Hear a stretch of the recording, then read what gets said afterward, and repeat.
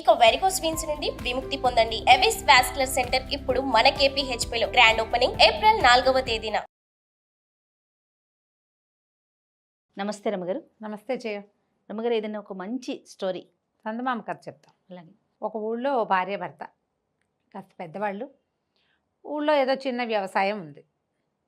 3 అబ్బాయిలు వాళ్ళకి. అయితే ఒక పట్టణానికి ఆనుకునే ఉన్న పల్లెటూరు.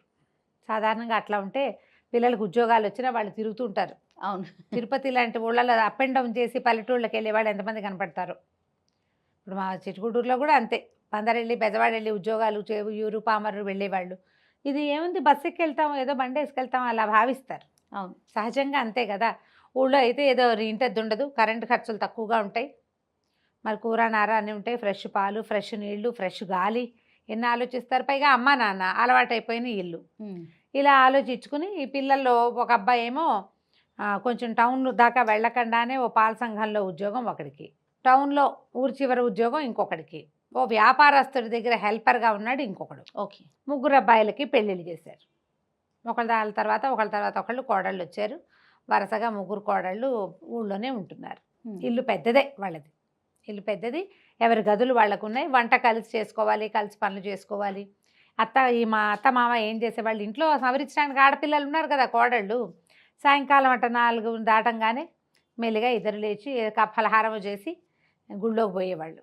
గుళ్ళో సాయంకాలం దేవుడి దర్శనం చేసుకుని స్నేహితులతో వాళ్ళతో వెళ్తూ మాట్లాడుకుని పురాణ శ్రవణం చేసి హారతి అందుకుని 7 గంటలు దాటాక కొడుకులు కూడా అప్పుడే టౌన్ నుంచి పట్టణం నుంచి వస్తుంటే వాళ్ళ 3 కలిసి వీళ్ళిద్దరు కూడా ఇంటికి నడిచి వచ్చేవాళ్ళు. చీకటి పడ్డాక పిల్లలు తోడొచ్చేవాళ్ళు అనమాట. అట్లా ప్రతిరోజు అత్తమామ వెళ్ళిపోయేవాళ్ళు. ఈ 3 కోడళ్ళకి సాయంత్రం ఏవో కొన్ని పనులు ఉంటాయి. ఆ పనులు అయిపోయాక ఇంకేముంది, అసమా ఓసమా కబుర్లు చెప్పుకుంటారు. అది పెద్ద పెరడు, విశాలమైన ఇల్లు, ఓ పెద్ద ప్రహరీ. దూరంగా వచ్చేవాళ్ళని చూసి వీళ్ళు మాటలు మానేసి పనిలో కూడా పడచ్చు. ఓకే. వీళ్ళు కబుర్లు చెప్పుకుంటున్న సంగతి పక్కింటి వాళ్ళకి గిక్కింటి వాళ్ళకి కూడా తెలియదు. ఇల్లు ఊళ్ళల్లో ఇల్లు పెద్ద పెద్దవి, అవును, దొడ్లు పెరళ్ళు విశాలమైనవి కదా. 3 కూర్చుని కబుర్లు చెప్పుకునే వాళ్ళు. ఇంక ఎన్నాళ్ళు ఈ పల్లెటూరులో పడి ఉంటాము అనిపించేది. పోనీ 7 కాపురం పెడతామంటే మొగుళ్ళు ఒప్పుకోరు. అసలు పట్టణంలో ఉద్యోగం, పట్టణంలో కాపురం పెడతాడని చేసుకున్నాను పెళ్ళి.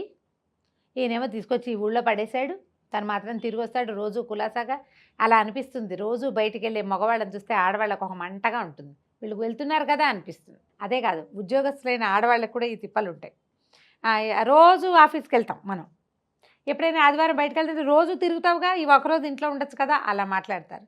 రోజు వెళ్ళేది ఎవరు తిరుగుతారు? ఆఫీసులకి ఉద్యోగాలకి వెళ్ళాలంటే ఆ హైరాన్లో పోతారు.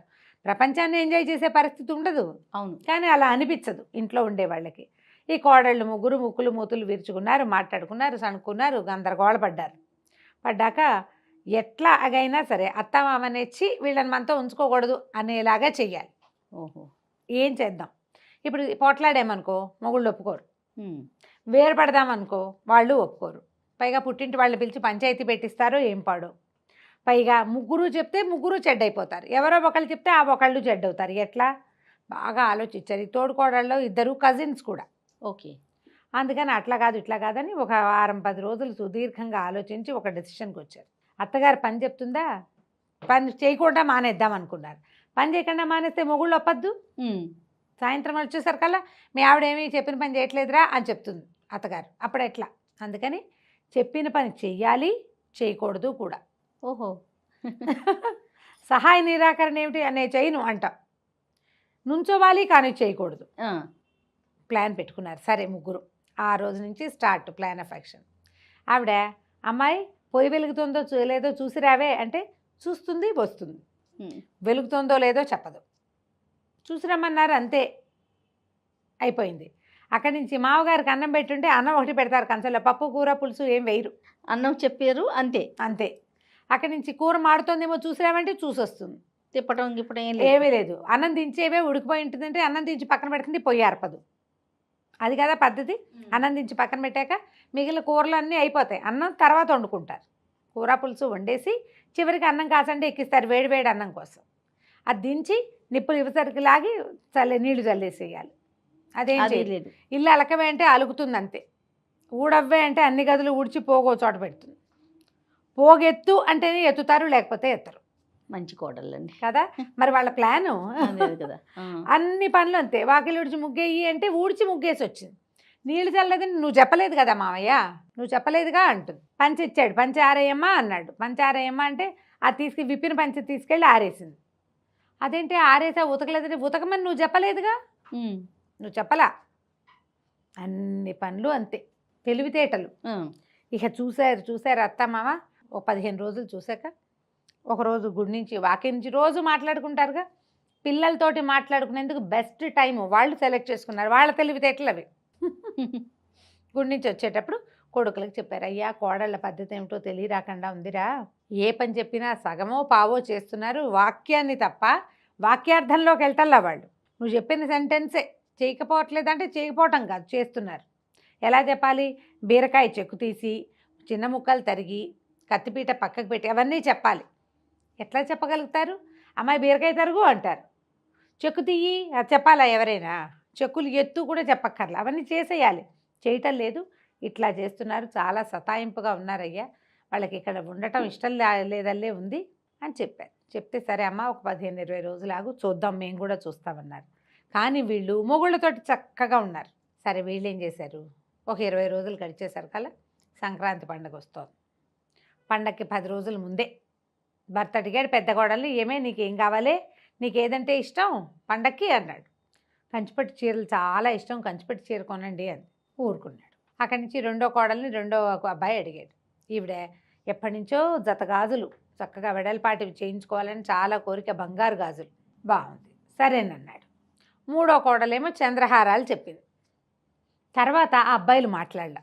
వీళ్ళకి కోడళ్ళకి ఏమన్నది, అయ్యో కంచిపట్టు చీర చెప్పాను, ఏ రంగు తెచ్చేస్తాడో ఏమిటో, సరిగా రంగులు ఫలానా రంగులు కావాలని చెప్పాలి కదా, ఆవిడ అడగకుండా ఎట్లా చెప్తామని చూస్తున్నారు. ఏ రంగు ఫలానా రంగు అని చెప్పలేదు అని పెద్ద ఆవిడే. గాజుల్లో పలానా మిరియం, డబల్ మిరియం చేతే కావాలని చిన్నావిడే. అక్కడి నుంచి చంద్రహారాల్లో గుండ్రటివే, పెద్దవే, చిన్నవే, కోలవే. చంద్రహారాల్లో గుండ్రాలు ఉంటాయి, ఇట్లా ఉంటాయి. అవును, కొన్ని ఇలా కోలగా ఉన్న చంద్రహారం ఉంటుంది ఈ స్టైల్లో. అదో ఏదో చెప్పాలనుకుంది. అతను చెప్పనివ్వలే, వీళ్ళు చెప్పనివ్వలేదు. రోజులు గడిచాయి. భోగి పండగ వచ్చింది. పండగ రోజు భర్త ఏవో సామాన్లు తెచ్చి అందించాడు, లోపల పెట్టండి. ఇంకేనేమిది పట్టు చీరే తెచ్చాడు. ఊడదీసి చూడలే, బాక్సులు లోపల పెట్టారు. అక్కడి నుంచి పండగ పొద్దున్నే దేవుళ్ళకి పెట్టుకుంటారు కదా, సామాన్లన్నీ పట్టుకురండి అన్నారు. ముగ్గురు పట్టుకొచ్చాక పెద్ద అబ్బాయి ఆ చీర పుచ్చుకెళ్ళి వాళ్ళమ్మకి, అమ్మా నీ కోడలికి చాలా ఇష్టంట, కట్టుకోబే అని కంచిపట్టు చీర చేతిలో పెట్టాడు. ఇమ్మాయి నిర్ఘాంతపోయింది, నాకు ఇష్టమని చెప్పా కానీ అత్తగారికి ఇమ్మని చెప్పానా నేను అంది. నువ్వు నాకు చెప్పలేదు కదా, నీకు ఇష్టమని చెప్పావు, నీకే కావాలని నువ్వు నాకు చెప్పలేదుగా, నీకు ఇష్టమైంది మా అమ్మకి ఇచ్చాను. రెండో కొడుకు వచ్చి గాజులు తొడిగాడు అమ్మకి. మూడో కొడుకు వచ్చి మెళ్ళో చంద్రహారం వేశాడు. మీకేమి ఇష్టమో చెప్పారు, మీకే కావాలని మీరు చెప్పలా, సరిపోయింది కదా. అత్తగారు పట్టు చీరతే కట్టుకుంది, కట్టుకోలేదులే ఒళ్ళో పెట్టుకుంది. సరే అక్కడి నుంచి జత గాజులు ఇంతంత లావు డబల్ మిరియన్ చేత త్రిబుల్ మిరియన్ చేత వేసుకుంది. చంద్రహారాలు ఆవిడ మెళ్ళలో ఉన్నాయి. ముగ్గురు కిక్కురు మనకన్నా నుంచున్నారు. భర్తలు బాగా బుద్ధి చెప్పేశారు. ఇప్పుడు వీళ్ళు అదే కదా చేశారు, అన్నం పెట్టు అంటే ఒట్టి అన్నం పెట్టమనే అర్థం. తెలివితేటలు చూపించారు, వాళ్ళు చూపించారు. ముగ్గురు బిక్కమొహాలు వేసుకున్నారు, ఒకళ్ళ వంక ఒకళ్ళు చూసుకున్నారు, తేలికుట్టిన దొంగల్లాగా అయ్యారు. ఇప్పుడు సారీ చెప్పాలి ఎవరికి, అత్తగారికి. నిశ్శబ్దంగా వచ్చి ఆవిడ కాళ్ళ మీద పడ్డారు. మిమ్మల్ని క్షమించండి, ఇక్కడి నుంచి వెళ్ళిపోవాలని, పల్లెటూరు కాపురం వద్దని ఇలా చేసాము అంతే, మేము ఆలోచించుకుని చేసిందే, మమ్మల్ని క్షమించండి అంటే ఆవిడందే, అమ్మాయి మీ ఉద్దేశం నాకు అర్థమైందమ్మా, లోపల ఉన్నది బయటికి చెప్పాలి. ఇప్పుడు చూడండి హాయిగా కులాసాగా నలుగురం ఓ చోటనో, ఇంత విశాలమైన పెరడు, ఇంత హాయిగా గాలి, కాయ కసురు, సొంతంగా పనిచేసుకోవటం, నలుగురు కలిసి ఉండటం, కలిసి పండగపూట అన్నం తినటం ఉంది. వేరే వేరే ఇళ్లలో ఉంటే అది ఎట్లా కుదురుతుంది? పిల్లలు పుట్టి వాళ్ళకి బళ్ళో వేసే నాటికి అప్పుడు పట్టణాల్లో కాపురాలు పెడుదురు కానీ నిండర్రా, మీ వస్తువులు మీరు తీసుకోండి, ఇవన్నీ నాకెందుకు ముసలిదాన్ని అని ఆవిడ పట్టు చీర పెద్ద కోడలికి, గాజులు చిన్న కోడలికి, చంద్రహారం మూడో కోడలికి తీసిచ్చి వస్తువులు వేసుకుని మొగుళ్ళ దగ్గరికి వెళ్ళి సారీ చెప్పుకున్నారు. ఆ తర్వాత ఇంకా ఎప్పుడు వాళ్ళు ఈ తెలివితేటలు చూపించలేదు. కథ కంచికి మనం ఇంటికి. చాలా బాగుంది రమ్మగారు, క్యూట్గా ఉంది. చాలా చాలా. నమస్తే. నమస్తే.